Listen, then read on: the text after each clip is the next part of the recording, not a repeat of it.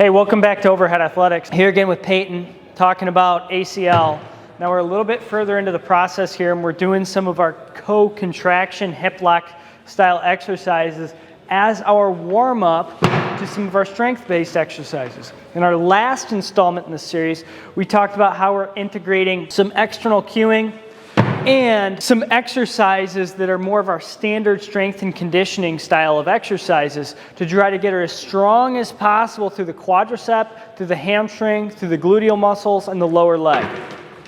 Here we're working on co-contraction with our chaos ball, where she actually has to co-contract and get into a hip lock position where she's in full hip extension. This is a new thing for her, and we've just started implementing it here recently. We've done quite a bit of this here, and she's warmed up quite a bit. So what we want to start to get her to do is some punches in different variations while she does a depth drop. We know that one of the mechanisms behind ACL injury, specifically non-contact injury, is actually landing in a straight position or a lengthened position of the lower leg with a high ground reaction force. That causes the femur to slip forward anteriorly on the tibia, which can tensile load and rupture the ACL. So we talk about valgus, which is a knee abduction, collapse, but we also want to talk about that kind of extension position. That's usually because the quads are weak, so the leg tries to land in relative extension as opposed to loading response through flexion. So what we have her doing here is a depth drop with a punch towards me. Now that's very safe because the punch towards me, she's driving rotation through her pelvis, which actually has relative internal rotation of the tibia on the femur, which allows her butt to turn on this side and allows some of the muscles to contract underneath that to stabilize that leg as well. Now we can't just stay in this safe zone, stay in the backyard all the time. We got to move to the front yard. So now I want you to start doing punches straight forward. That's going to add more load into knee flexion as she lands, and then more posterior, specifically posterior as opposed to posterolateral, glute activation with the punch forward. Now we know if we had her punch to the right for her left leg coming down, which is her operative leg, that's going to drive her more into knee internal rotation or tibial external rotation and valgus, which is a mechanism of injury for the ACL. So we're going to have her start to punch into that. We've prepared her for this over the course of time because you can't just stay knee out or knee over the foot. You have to be able to progress towards that position where that knee rotates in, the foot stays fixed, and the body rotates the other way, because I have to be able to cut and do different things. So now I want you to do it all as one motion. So we're starting to progress her towards that internally rotated position. And we can start to do that in another direction as well, or another manner as well. So once we've done a bit of that, we're going to say, okay, great, let's come off of here. And what I want her to do, we'll add the aqua ball, which gives us instability and perturbation where we can't predict the way that the ball is going to move or the water is going to move in the ball. So I'm going to actually have her do a lunge forward, and instead of reaching across like we've done in other videos with a weight, we're going to actually have her take her opposite hand, so her same side hand, and reach to the inside. So I want you to do a lunge, and then we're going to add a little load, and we'll add this here in a sec. And you're going to reach down and in, yep. So that's kind of the movement you're going to do there, yep. Down and in, down and in, reach, reach, reach, reach, reach. And this is a brand new exercise for her. So we're just gradually getting her to start to feel a little bit of that valgus and be able to control that valgus with the abs and then coming back.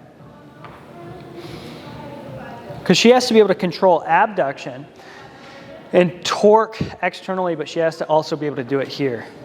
So now what we're going to do is you're going to go lunge back and forward, and so you're going to come in and out of it, and when you come in, you're going to go there and back out. And what I want you to do is use a very light kettlebell.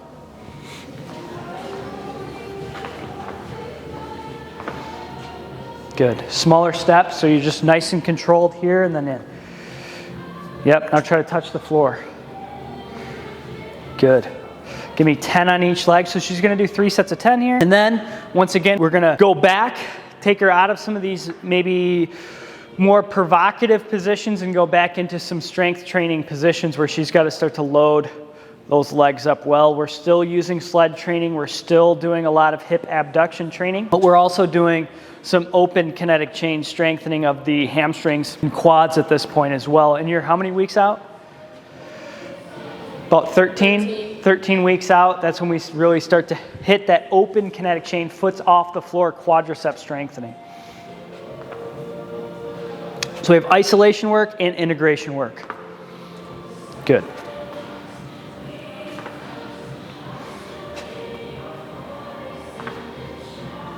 Yep. Now let's progress it. I want you to, instead of going straight forward with your step, I want you to go a 45-degree angle out. There you go. Good. Let's hit a set of 10 on each of those.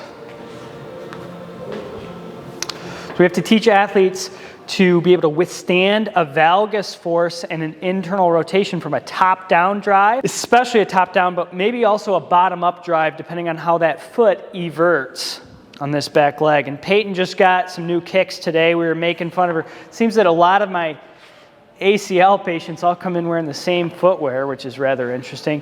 But she just picked up these new Nikes here, so she's got to show them off in the video. A little bit wider, gives her a little bit better stability through the forefoot, which is important because if you overly compress that forefoot, you start to lose some of your frontal plane stability. Good, and then take a break here.